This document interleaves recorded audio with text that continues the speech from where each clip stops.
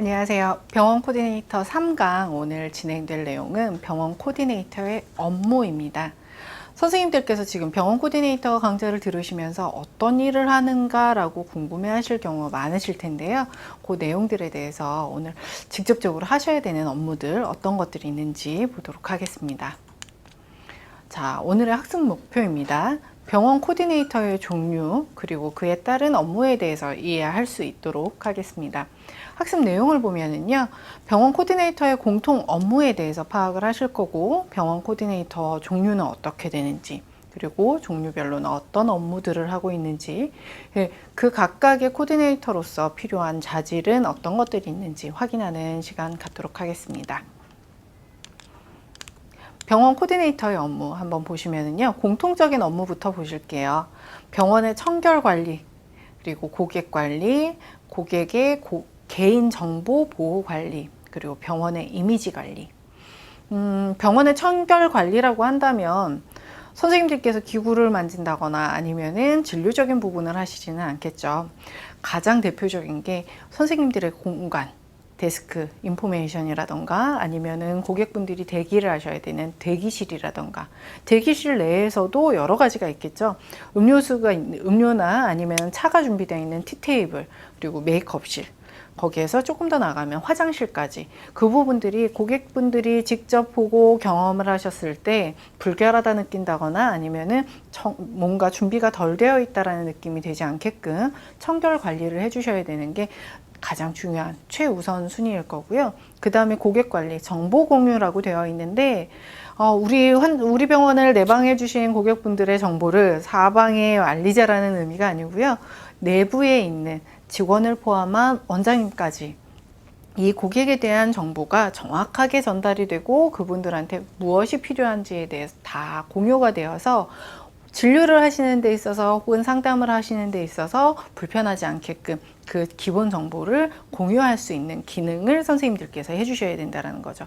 그리고 고객의 개인 정보를 관리해 주시는 것. 우리 아직은 종이 차트라고 하죠. 진료 내용이나 아니면 상담 내용들을 종이로 관리하시는 곳들이 아직은 많이 있습니다. 종이로 관리를 하다 보면 가장 큰 실수가 분실을 한다거나 아니면 누군가가 잘못 갖고 간다거나 하는 경우 아주 드물게 있는데요. 그런 일이 생기게 된다라고 하면은 우리 진료 기록부 안에는 어떤 내용들이 들어 있을까요? 환자분의 성함도 있을 거고요. 그리고 주민등록번호 기재가 되어 있는 경우도 있고요. 연락처가 기재되어 있기도 하고, 이 부분에 그 환자분의 가장 중요한 진료하고 관련된 아주 개인적인 내용이 들어가 있겠죠. 그래서 이 기록이 분실을 한다거나 아니면은 어딘가로 외부에 반출이 된다거나 하게 되면은 요거는 병원 자료에 대한 보호관리법을 선생님들께서 위반을 하게 되시는 겁니다. 그렇기 때문에 개인 정보가 분실되거나 아니면은 외부로 반출되지 않게끔 관리해 주시는 것 잊지 마시고요. 그리고 제일 중요한 거, 병원 코디네이터란 환자분이랑 가장 먼저 제일 최전선에서 만나는 가장 중요한 인물이잖아요. 그렇기 때문에 병원의 이미지를 관리해 주시는 것, 이것이 병원 코디네이터의 모든 병원 코디네이터가 해야 되는 공통 업무가 될 것입니다. 그러면 이제 종류를 한번 보실 텐데요. 진료 과목으로 나눠지고요. 그리고 거기에서 또 업무로 나눠지고, 경우에 따라서는 언어에 따라서 나눠지기도 합니다. 진료 과목으로 보신다면요, 가장 대표적으로는 치과 코디네이터, 성형외과, 피부과 코디네이터, 그리고 한의원 코디네이터, 이렇게 나눠지는데, 지금 뭐 보여지시는 것처럼 치과가 있을 수 있고요, 한의원 있을 수 있고요, 성형외과, 피부과, 요즘에는 한의원 쪽에서도 코디네이터 선생님들 상당히 많이 찾고 있으시고, 또 하나가 있죠. 비만 클리닉도 있네요. 네, 그렇게 성형외과, 피부과, 한의원, 치과 이렇게 진료 과목으로 분류가 되고요. 그리고 업무에 따라서 나눠지는데, 업무, 리셉션, 처음 응대하는 업무, 데스크에서 앉아서 하게 되는 코디네이터 업무가 있을 수 있고요. 또 하나는 TM, 전화죠. 전화 상담을 해주시는 코디네이터 선생님들이 있으실 수 있고요. 그리고 상담, 진료에 대해서 조금 더 디테일하게 확인이 되시고 환자분들한테 진료에 대한 안내를 해주시고 그것에 대한 비용에 대해서 상담을 해주시는 상담 코디네이터 선생님들이 계실 수 있으십니다. 그리고 언어에 따라 나눠지는데 지금 의료관광이라는 의료관광 코디네이터가 여기에 속한다 보시면 될 것 같아요. 그래서 전문적으로 언어를 습득하고 계시는 분들, 중국어, 일본어, 러시아. 지금 외국에서 가장 많이 오시는 분들이 제일 많이 오시는 분들이 중국, 그리고 일본보다도 요즘은 러시아가 조금 더 많이 들어오신다라고 합니다. 그래서 언어를 조금 더 잘하시는 분들 혹은 언어에 관심이 있으신 분들은 진료 과목 업무 별개로 언어에 대해서도 조금 더 습득을 해두시면 더 많은 영역을 해보실 수 있을 거라고 생각을 합니다.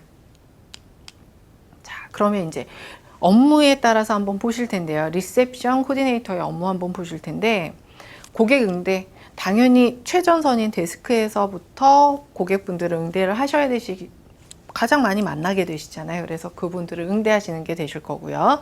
응대를 하시는 거는 그냥 대화만 하시는 걸로 끝나지 않으시죠? 이분들이 진료를 받게 되시면 진료를 하실 수 있게끔 접수를 해주시는 기능과 진료를 마치고 나오시면은 오늘 진료 내용에 대해서 수납을 하시는 과정을 해주셔야 될 겁니다. 그리고 예진이라는 건 선생님들께서 진료를 보신다라는 의미가 아니고요. 이분들이 어떠한 진료를 받고 싶으신지, 가장 진료 받고 싶은 부분은 어떤 것인지 요 내용들을 확인하시고 예비로 진료를 할 수 있게끔 자료를 작성을 해주시는 것, 자료 공유를 해주셔야 된다고 말씀드리셨죠. 그 부분을 예진이라고 생각을 하시면 됩니다. 그리고 전화응대, 아주 많은 전화를 받게 되실 겁니다. 위치에 대한 질문도 받으실 거고요. 진료에 대한 질문도 받게 되실 거고, 혹은 예약이나 아니면은 비용과 관련된 전화를 받게 되실 텐데, 그 전화들을 하루에도 수없이 많은 전화를 받게 되시기 때문에 전화 응대도 주 업무 중에 하나가 되실 겁니다. 그리고 안내하고 동선 관리되어 있죠. 진료를 받게 되시면 우리 진료실 안에 있는 진료실 스텝 선생님들이 나와서 환자분을 모시고 안내를 해주시는 경우도 있겠지만 선생님들께서 직접 모시고 들어가서 어디에서 진료를 받으실 수 있게끔 자리를 안내를 해드리는 경우가 있습니다. 진료실이라던가 아니면 치과 같은 경우에는 체어가 될 수 있을 거고 한의원 같은 경우에는 베드가 될 수가 있겠죠.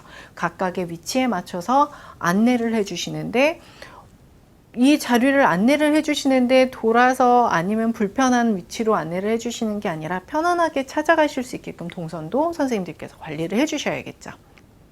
그리고 진료를 오늘 하루에 끝나시는 게 아니라 그 다음번에 또 방문을 해주셔야 된다거나 아니면은 조금 시일이 먼 날짜에 방문을 해주셔야 될 때는 예약이라는 걸 해주셔서 환자분의 시간도 관리를 해주시고 그리고 우리 병원 내에서도 시간을 관리를 할 수 있게끔 예약 관리를 해주셔야 되는데 환자분이 조금 더 편안하게 방문하실 수 있는 시간, 우리 기존의 환자분들하고 해당 환자분이 진료를 보실 때 너무 오래 걸리신다거나 오래 기다리셔야 된다거나 하지 않고 편안하게 진료를 받으실 수 있게끔 예약을 관리를 해주셔야 된다는 겁니다. 그리고 대기실 청결 관리. 당연히 환자분들 오시면 제일 먼저 자리에 앉아서 기다리시게 되시는데 그 공간이 지저분하다라고 하면 말이 안 되겠죠. 그래서 대기실이 깨끗할 수 있게끔 관리해 주시는 것. 여기까지가 리셉션 코디네이터의 업무가 될 것입니다. 이 내용들은 아마 기본 공통적인 업무에 해당한다라고 보셔도 크게 무리는 없으실 것 같아요. 자, 이번에는 상담 코디네이터 업무에 대해서 알아보실 텐데요. 상담 코디네이터의 주 업무는 기본적으로 고객과의 상담이겠죠. 이 상담은 진료적인 내용에 대해서 안내를 드리고 그 진료를 받으실 수 있게끔 도와주는 역할이라고 생각을 하시면 되시는데요. 그 밑에 보시면 상담 일지 관리라고 되어 있습니다. 상담한 내용, 그 환자분이 원하셨던 내용, 그 내용에 따라서 어떻게 치료를 하실 것이다 라고 하는 내용에 대해서 기록을 해 두시는 게 상담 일지가 될 것인데요. 이 상담 일지를 관리를 해 주심으로써 치료를 진행하고 있는 중간에 혹은 치료가 종료된 이후에 환자분이 원하셨던 치료 내용과 결과가 다 되었는지 확인하는 과정이 되실 수가 있고요. 또 하나는 치료를 결정하지 않으셨던 분들이 상당 시일이 지나서 다시 돌아오셔서 나 지난번에 상담했던 내용대로 치료받고 싶어요. 혹은 나 지난번에 상담했던 내용 다시 한번 설명 듣고 싶어요. 라고 했을 때 그 내용을 가지고서 안내를 하실 수 있게끔 기록을 해 두시는 겁니다. 환자분이 오셔서 하셨던 말씀, 궁금해 하셨던 내용들을 다시 한번 확인할 수 있게끔 기록을 남겨놓고 그 기록을 가지고서 지속적으로 관리를 해주셔야 되기 때문에 상담하시는 내용들은 최대한 오랫동안 보관하실 수 있도록 해주시는 게 좋습니다. 그런 다음에 치료를 받기 시작하시면 이 환자분이 편안하게 종료될 수 있게끔 종료 시점까지 예약 관리해 주시는 것도 담당자로서 해주셔야 되는 역할이 되겠죠. 그리고 상담 자료 만들기. 우리 상담 자료로 하면 가장 많이 볼 수 있는 게 비포, 애프터. 밑에 보면 비포 애프터 관리라고도 되어 있죠. 마찬가지로 환자분이 나는 어떤 치료를 받고 싶은데 이 이후에 치료를 받고 나면은 이런 모습이 될 수 있겠다 혹은 이렇게 될 수 있겠다라는 걸 예상할 수 있는 자료가 있어야지만 환자분께서도 상담을 받고 진료에 대한 선택을 하실 수가 있겠죠. 그래서 피부과, 성형외과, 그리고 한의원 비만이나 아니면 척추 클리닉, 그리고 치과 같은 경우에도 상담 자료들 보여질 수 있는 사진, 비포 애프터가 될 수도 있을 거고요. 재질 등을 비교할 수 있는 재료들을 가지고서 상담 자료를 만드실 수도 있을 거고요. 그래서 그 자료들을 꾸준히 관리를 해주시는 게 좋습니다. 그리고 해피콜. 해피콜이라 하면은 기분 좋은 전화 뭘까요? 치료를 받고 아프겠다 혹은 힘드셨겠다 싶으신 분들한테는 선생님들께서 개인적으로 연락을 주시는 거죠. 병원 자체에서 연락 주시는 그 해피콜이라고 하시면 되는데, 오늘 시술이나 수술을 받고 가셨는데 피곤하시겠다, 아프셨겠다, 아니면 치료받으셨을 때 힘들어 하셨다라고 하시는 분들께는 전화를 하셔서 오늘 많이 힘들어 하셨는데 어떠셨나요? 오늘 진료 많이 힘드셨는데 지금 불편하신 건 없으신가요? 라고 확인하시는 해피콜을 해주시면은 훨씬 더 병원에 대한 충성도가 높아질 수 있겠죠. 그래서 선생님들께서 시간을 별개로 짬을 내셔서 전화하실 수 있는 습관도 들여주시는 게 좋습니다. 비포 애프터 관리는 상담 자료랑 별개로요. 이 환자분이 치료를 받고 끝날 때는 나는 이런 모습이었으면 좋겠다라고 요청하셨던 내용들이 분명히 있습니다. 그 내용들이 비포와 애프터가 비교가 될 수 있게끔 치료가 종료되는 시점에는 이 사진이나 아니면 자료들을 보여주셔서 원하셨던 대로 됐습니다. 혹은 원하셨던 것보다 조금 더 못 미치지만 이 정도가 됐습니다. 혹은 원하셨던 것보다 훨씬 더 효과가 좋았습니다. 라고 보여주실 수 있게끔 비포와 애프터를 관리를 해주십니다. 그리고 최종적으로는 진료 과목, 내가 지금 담당하고 있는 진료 과목에 대해서 지속적으로 계속 관리를 해주셔야 되세요. 공부를 하셔서 조금 더 새로운 술식이나 아니면 새로운 기구라던가 아니면 새로운 트렌드가 나왔을 때 거기에 맞춰서 고객분들을 응대하실 수 있게끔 지속적인 공부를 꾸준히 해주셔야지만 환자분들도 훨씬 더 신뢰를 쌓아서 우리 병원을 찾아오실 수가 있습니다. 자, 의료관광 코디네이터 업무. 이 분야가 가장 힘들면서도 제일 각광받고 있는 업무 중에 하나일 거예요.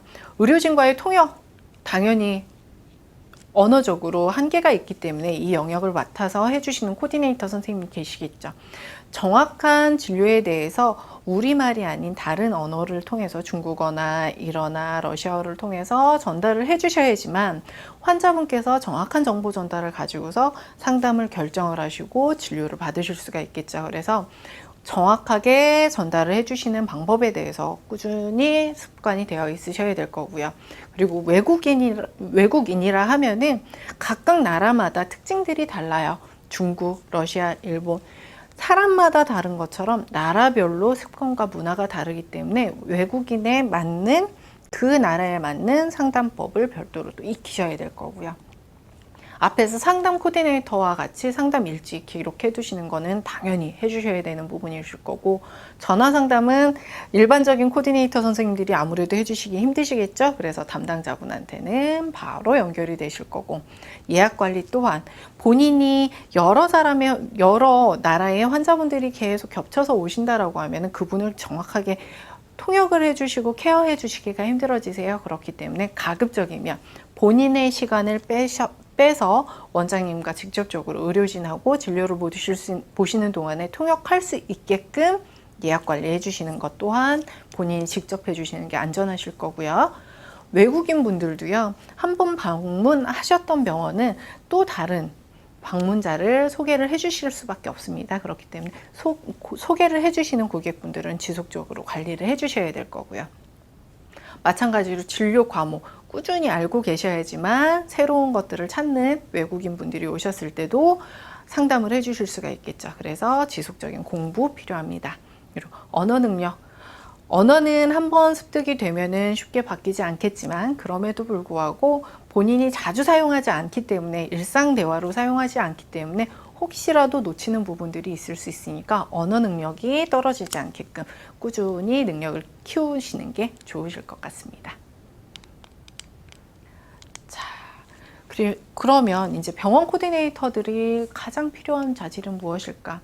지금 업무적으로 리셉션도 있었고요, 상담도 있었고요, 그리고 의료 관광, 외국어를 사용하시는 코디네이터분, 이렇게 해서 영역을 알려드렸는데 그럼에도 불구하고 꼭 필요한 것들은 공통적이라는 거죠. 서비스 마인드는 똑같이 다 갖추고 계셔야 되세요. 왜? 무엇인가 요구하는 게 명확한 분들입니다.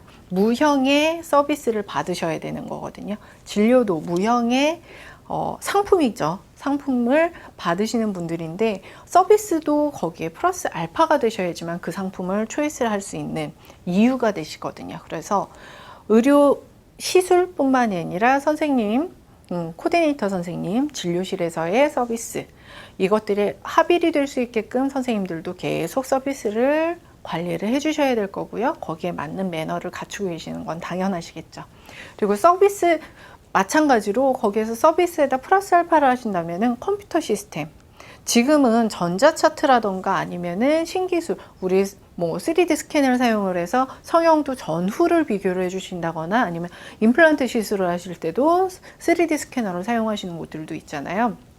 컴퓨터 시스템을 사용을 해서 어떻게 활용할 것인가, 환자분이 원하시는 내용들을 전달할 수 있는 방법도 찾으셔야 될 거고요. 또 하나는 환자 관리, 상담 일지를 작성을 하시고 케어를 해주시는 것뿐만이 아니라 그걸 가지고서 통계를 낸다거나 통계를 가지고서 어떤 것들을 또 개발을 한다거나 하는 것들 역시 코디네이터 선생님들이 해주셔야 되는 영역 중에 하나가 있죠.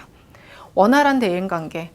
병원이라는 구조는요, 원장님 그리고 의료진들을 포함해서 여러 사람이 하나의 카테고리로 묶여서 움직여줘야 되기 때문에 내부에 있는 사람들이 같이 어우러졌을 때 상대방, 고객분들도 오셨을 때 편안한 곳이다, 친절한 곳이다, 좋은 곳이다 라고 느낄 수가 있습니다. 그래서 그 내부에 있는 사람들, 내부인들과의 대인관계도 중요할 것이고요. 그리고 방문해 주신 환자분들, 처음 만나는 사람이잖아요. 우리 선생님들께서. 처음 만나는 사람한테도 친절하고 기분 좋게 해줄 수 있는 원활한 대인관계와 긍정적인 성격을 갖고 계셔야지만 훨씬 더 기분 좋게 선생님과 더 많은 대화를 하실 수 있겠죠. 그래서 코디네이터 선생님들이 그 역할을 해주시면 훨씬 더 좋다라는 거고요. 그리고 새로운 지식을 받아들이는 마음가짐이라고 했는데, 새로운 지식은 병원인, 의료계는요, 계속 변화하고 있어요. 훨씬 더 많이 발전하고 있고 새로운 기계, 기술, 약품들이 발전하고 있는데 선생님들이 지금 현재에 머물러 있다라고 한다면 새로운 것들을 받아들일 수도 없을 뿐더러 환자분들이 원하시는 것들을 챙겨드릴 수가 없겠죠. 그러면 그것은 그 자리에 서 있는 게 아니라 뒤로 퇴보했다라고 생각을 하셔야 되세요. 그렇기 때문에 새로운 것들을 자꾸 받아들일 수 있게끔 준비하고 노력을 해주시는 게 중요하다라고 보시면 될 것 같습니다. 자, 요거를 중요하게 한번 봐주세요. 병원 코디네이터 선생님들이 왜 꼭 필요한가, 내가 이 일을 해야 되는 이유가 무엇일까 라고 생각을 하시면 치과라고 되어 있기는 하지만은요, 치과 만족 환자가 절반이 안 된다고 합니다. 왜일까요? 치료가 마음에 안 들었을까요? 아니면은 치료받는 동안에 무엇인가 불편했을까요? 만족이라는 거는요, 느끼는 거잖아요. 그렇기 때문에 선생님들께서 치료에 대해서 만족할 수 있는 이유를 만들어 주시는 게 병원 코디네이터예요. 뭐냐면 치료비가 비싸다라고 느끼는 거는, 비싸다, 내가 갖고 있는 돈보다 비용이 많이 나왔기 때문에 비싸다가 될 수도 있고요. 내가 느끼는 것보다 비싸다라고 느낄 수도 있어요. 치료를 하는데 나는 기분 좋지가 않았는데 왜 이렇게 비싸지라고 느끼는 경우도 있을 수가 있거든요.